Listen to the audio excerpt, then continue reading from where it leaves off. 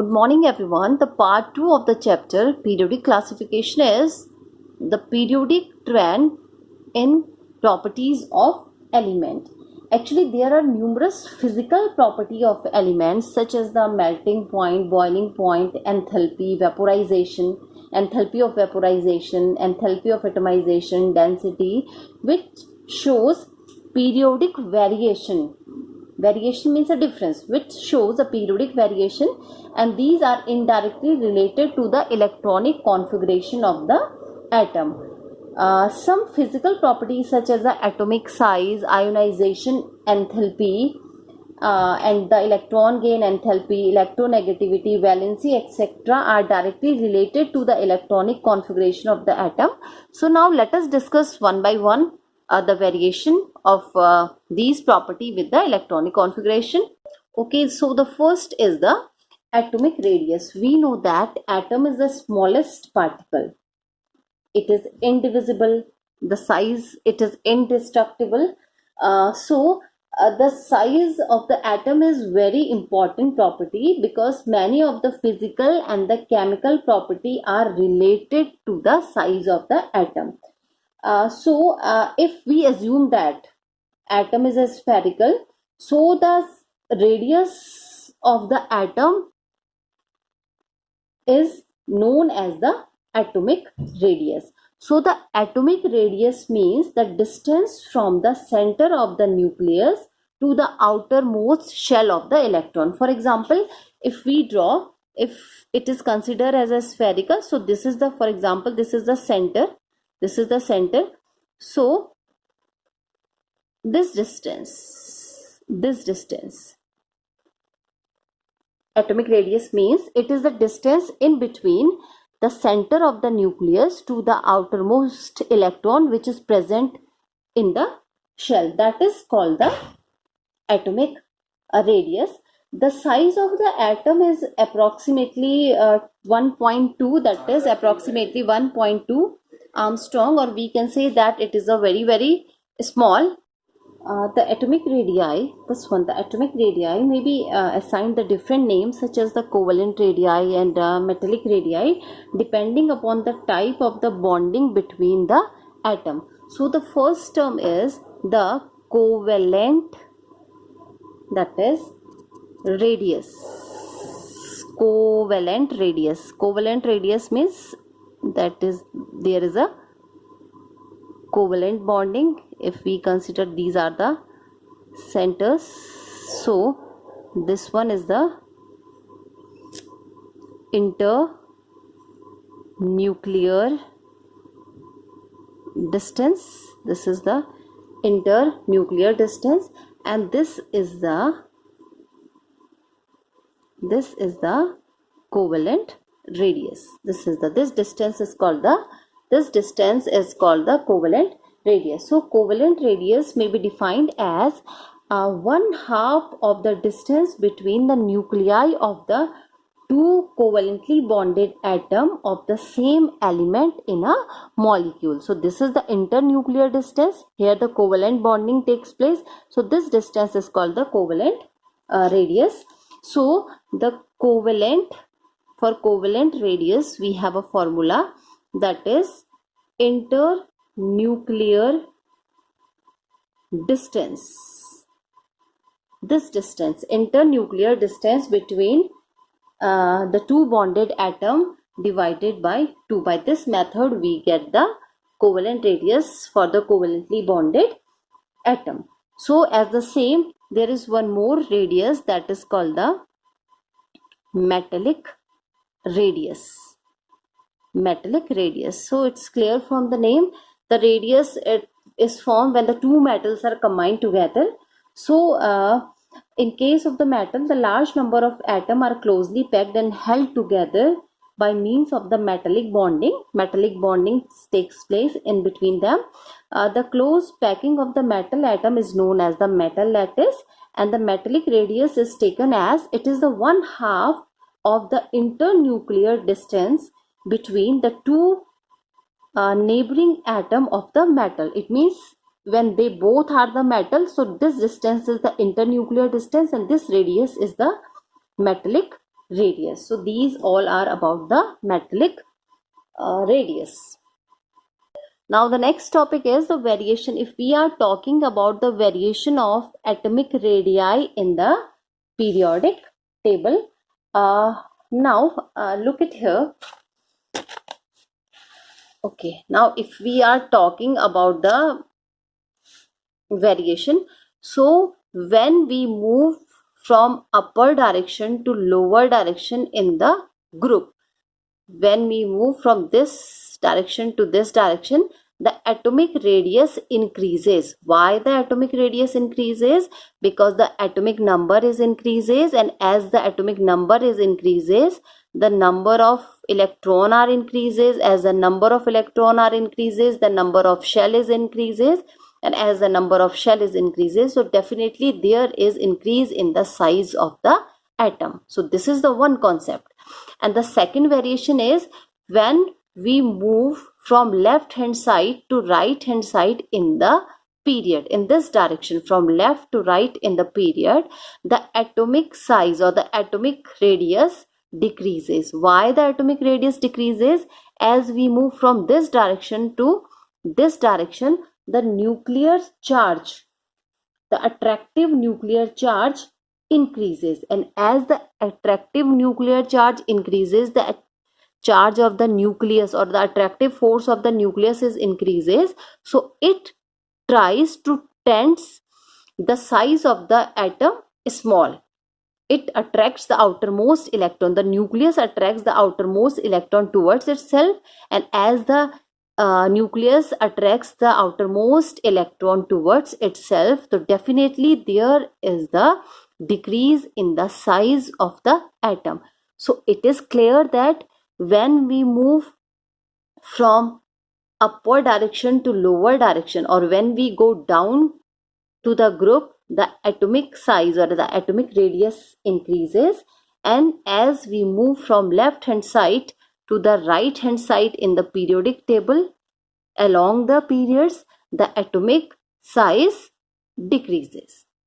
Now the next topic is the ionic radius. So it is clear from the name that there should be the formation of the ions, and when the ions are formed when the electrons are added or the electrons are removed from the atom. So the removal of an electron, when we remove the electron, the removal of an electron from the atom result in the formation of cation, and when any atom gains the electron, so there is a formation of anions. Anions are negatively charged and cations are positively charged. When the electrons are removed from the atom, we get cations, and when the electrons are added to the atom, we get anion. So the ionic radii can be estimated by measuring the distance between the cation and the anion in the crystal lattice. So in general, the ionic radii of the element exhibit the same trend as the atomic radii. So a cation is smaller than its parent atom because it has fewer electrons, while the nuclear charge remain the same. So what happen actually if we are talking about the cation? Cation, this is the cation, and how the cation is formed? When we remove the electron. So the size of the cation is smaller. Suppose this is the size of the sodium atom and this is the size of the sodium ion. So the size of the cation or the sodium ion is smaller in comparison to the sodium, because here if we count, here the number of electron are 11 in this case, and it loses one electron, it become 10. So the size of the cation is smaller in comparison to the size of its parent atom, because it has few electron lesser here in comparison to this one. But now what happen actually? The number of electron are decreases, but the nuclear charge remain here same. Here and here the nuclear charge remain the same. The size of the anion will be if we are talking about the anion, so it is a parent atom and it is the anion. So the size of the anion is larger in comparison to the parent atom, because how the anion is formed? When it receives the electron, and as the electron are increases, there should be increase in the size, because the number of shells are increases, so definitely there will be increase in the size. So in case of the anion, the size of the anion is larger in comparison to the parent atom, because the addition of one or more electron would result in increase the repulsion among the electron and decrease in the effective nuclear charge. When the number of electron are added here, more number of electron are here added, so the nucleus which is present at the center, it has a definite charge, the charge is limited, and the number of electron are the increases, so there the distribution of the charge is also increases, so there is definite decrease in the effective nuclear charge. So there is one more topic, that is isoelectronic species or isoelectronic series. When we find some atoms and ions which contain the same number of electron, we call them isoelectronic species. Isoelectronic species means atom or ion which contain the same number of electron. So there are some example of the isoelectronic species. For example, O 2 minus and F1 minus. We know that the number of electron in oxygen are, that is 8, and when it leaves 2 electron, so it become O2 minus, means 2 electron, it receives the 2 electrons, so it become 8 plus 2 is equal to 10. Here the total number of electron are 10, and in case of the fluorine the atomic number is 9 and it receives one more electron, so it become 10. So these two are the isoelectronic species because they both have the same number of the electron. Now if we talking about the variation in the ionic group, in ionic radii in a group, the ionic radii in a particular group increases when we move from top direction to the bottom direction. The direction is this: when we move from upper direction to lower direction, the ionic radii increases, and the reason is that because when we move down the group, the atomic number is increases, and as the atomic number is increases, the number of electrons are increases as well as, and when the number of electron are increases, the number of shell is also increases. That's why this is the main reason when we move from upper direction to the lower direction in the group, the ionic radii increases. We have already discussed about the isoelectronic species. So the cations, if we are talking about the cations, so the cations mean they contain the positive charge, and anions means they contain the negative charge. So the cations with the greater positive charge, those cations which are having the greater positive charge, will have a smaller radii. Their radii will be smaller because of the greater attraction of the electron to the nucleus. And if there is a greater attraction in between the nucleus and the electron, so there should be decrease in the size, and as a result of it, the radius is decreases. And if we are talking about the anions, so the anion with a greater negative charge will have the larger radii. And why they have a larger radii? Because in this case, the net repulsion of the electron will outweigh the nuclear charge, and the ion will expand their size. So these are the main reason in the isoelectronic species. Okay, the next topic is the ionization and Now the next topic is ionization enthalpy. So the electron in an atom are attracted by the positive charge of the nucleus, and in order to remove an electron from an atom, if we want to remove any electron from the atom, so for that we have to supply a certain amount of energy.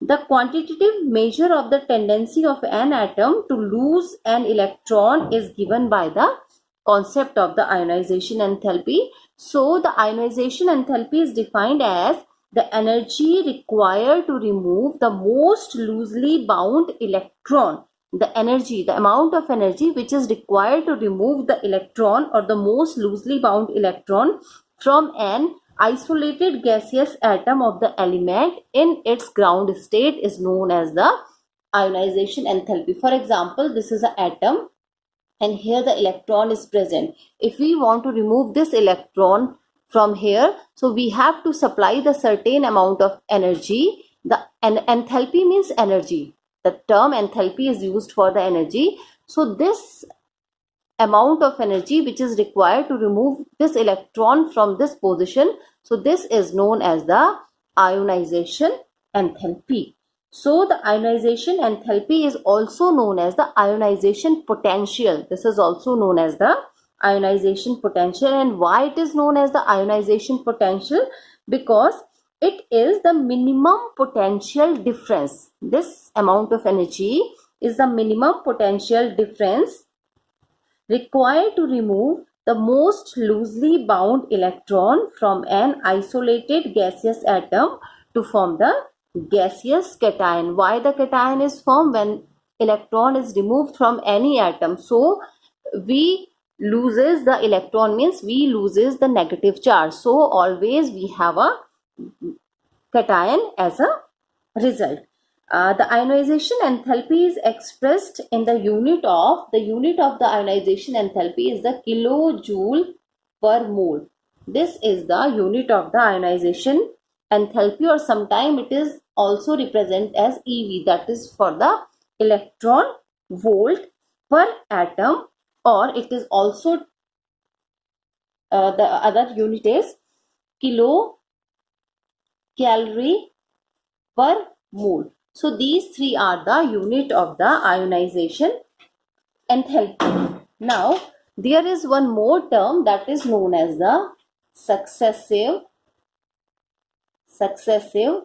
ionization enthalpy or successive ionization energy. Now what is the difference between the successive and the ionization enthalpy? The atom may not only lose one electron. Sometimes what happen, for example, this is the atom, this is the nucleus, these are the shell, and these are the electron. These are the electron which are present in the outermost orbit. So if we want to remove this electron, so we have to supply a certain amount of energy, that is called the ionization enthalpy. But what happens if we want to remove this one electron? Means we have to provide certain amount of energy to remove this one. So when we remove this electron, that is, so IE1 stand for the ionization enthalpy 1, which is the amount of energy required to remove this electron. If you want to remove this electron, so then we applied IE2, means ionization, and the amount of ionization enthalpy which is represented by IE2. And if we want to remove this one, so we supplied the energy, that is IE3, means to remove the third electron from the atom. So these IE1, IE2, IE3, these are known as the successive ionization enthalpy.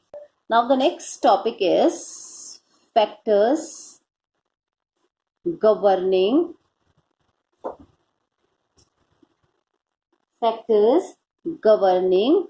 ionization enthalpy.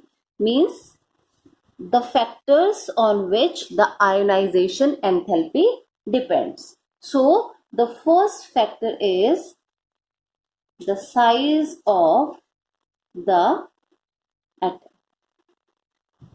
This is the first factor, size of the atom. So the ionization enthalpy decreases with increases the size of the atom. It means that if, for example, we have two atoms, one is this one and another is this one. So the dependency, the factor, the reason is that when the size of the atom is increases, for example, this is a nucleus. So here the electron is present, here also the electron is present. So if we are talking about this one atom, so the size is small, it means there is a greater force of attraction in between the nucleus and the electron. And if we are talking about this atom, so thus as it is seen that the size of the atom is larger in comparison to this one, so the attractive force in between the nucleus and the outermost electron is obviously lesser in comparison to this one. So it is clear that when the size of the atom is increases, the amount of ionization enthalpy is decreases, because the force of attraction is lesser in this case. So if we want to remove this electron from here, so we have to supply a small amount of energy and we can easily remove this electron. And if we are talking about this one, so the size is smaller, obviously there is a greater force of attraction in between the nucleus and the electron, so we have to apply a very big amount of energy to remove the electron from this surface. So this is the size of the atom. Now the second one is charge on the nucleus. Charge on the nucleus. So the ionization enthalpy increases. The ionization enthalpy increases with increase in the nuclear charge. So it is clear that, for example, this is a nucleus. These both are the nucleus. If the charge on the nucleus is increases, so nucleus exert the much force of attraction in between the nucleus and the electron. So if the charge is increases, force of attraction is increases, it means that we have to apply a much more amount of energy to release this electron from the surface.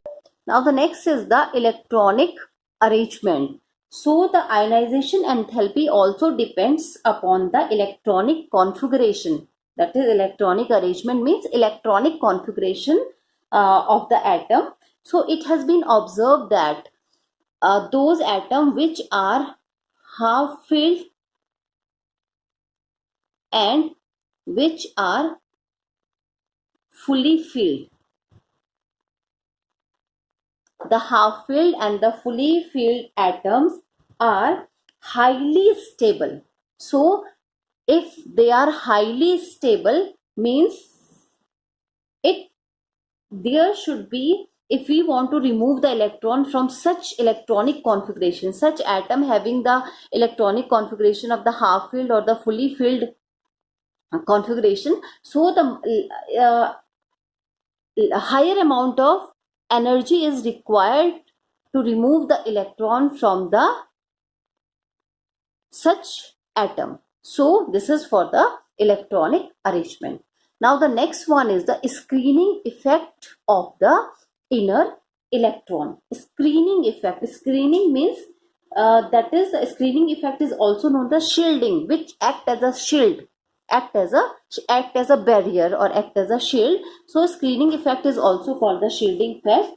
So the ionization enthalpy decreases with increase in the screening effect of the inner electron. If the inner electron, for example, this is an atom, this is a nucleus, and these are the inner electron and these are the outer electron. So the amount of ionization enthalpy decreases when there is an increase in the screening effect of inner electron, and these are the inner electron. If these inner electron has much more screening effect, obviously there should be a lesser amount of energy is required to remove this electron which is present in the outermost orbit. Now in multi-electron atom, means the atom which contain the various electron. So in multi-electron atom, the outermost electron, this is the outermost electron, the outermost electron are shielded or screened from the nucleus by their inner electron. Now what exactly happened here? These are the inner electron, this is the inner series, these are the inner electron. Now what exactly happened? These electron act as a barrier, the inner electron, these inner electron act as a barrier which penetrate or which shielded the effect of the nucleus and or the attraction of the nucleus to the outermost electron. They act as a barrier, and because of these barrier, these are the barriers, these inner electron are the barriers, and because of these barrier, the nuclear force of attraction is not able to control these electrons which are present on the outermost orbit. So if the screening effect of these inner electron increases, so obviously the lesser nuclear force of attraction act on these, and so we have to apply a small ionization enthalpy or a small ionization energy to remove such type of electron from the outermost orbit. So this is known as the screening effect, and this is also known as the shielding effect. So the actual charge felt by an electron is termed as the Z effective. The actual charge which is felt by the electron is known as the Z effective, and it is also known as effective nuclear charge. It is Z effective or effective nuclear charge. Now if we are talking about the variation of ionization enthalpy or the ionization energy, so first of all discuss about the variation in the period. In general, the ionization enthalpy increases with increasing the atomic number in a period. If we are talking about the period, so when we move from left hand direction to the right hand direction, the ionization enthalpy increases because the atomic number increases as the number of proton increases, and as the number of proton increases, the the attraction between the nucleus and the electrons are increases, and if there is a strong attraction between the nucleus and the electrons, so the higher amount of ionization enthalpy is required to remove the electron. And if we are talking about the group, so on moving down the group from upper direction to lower direction, the atomic number increases. As the atomic number increases, the number of shell increases, the number of electron increases, and as the number of shell increases, so there will be lesser force of attraction in between the nucleus and the outermost electron. So the lesser amount of ionization enthalpy is required to remove such kind of electron.